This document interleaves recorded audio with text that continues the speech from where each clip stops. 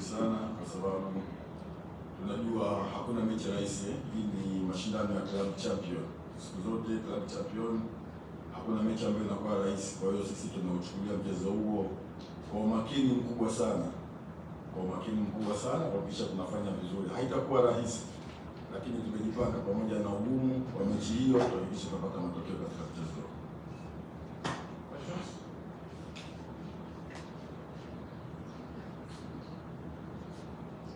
Muda mrefu Abdulrazak Hamza bado unafikiri kwa depth ya timu ulionayo haitokuwa changamoto kwako kwenda kukabiliana na Petro ambao si timu ndogo na wao pia tunazungumza misimu 3-4 nyuma wamecheza mpaka nusu finali, hatua ambayo nyinyi mnaitamani kuifika kwenye michuano hii?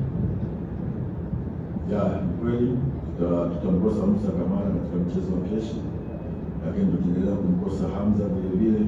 Hili ni wachezaji ambao tunahitaji kuwa pamoja kwenye kikosi hasa katika mchezo wa kesho. Tuna wachezaji wengi, tuna kikosi kipana, na nafikiri kipa ambaye tunamtumia sasa hivi ni kipa wa national team ya Tanzania na amefanya vizuri sana katika mashindano ya chani hapa, na ndiye aliyetuvusha mpaka kufika katika hatua hii hapa. Nafikiri tuko vizuri katika kila hatua na kila mchezaji kwetu sisi ni muhimu. Kwa hiyo atakayekuwepo kesho basi atakuwa kwa ajili ya Simba na kuhakikisha tunafanya vizuri katika mchezo wa kesho. Target yetu ni kwenda katika hatua inayofuata, kuvuka group stage na kwenda kwenye hatua ya semi final. Hiyo ndio target yetu.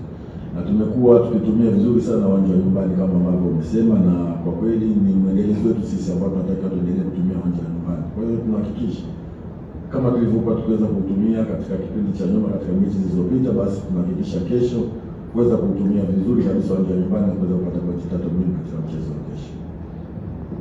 Mchezo wa kesho ni mchezo mwingine mpya kabisa ambao ni tofauti na michezo ambayo iliyopita.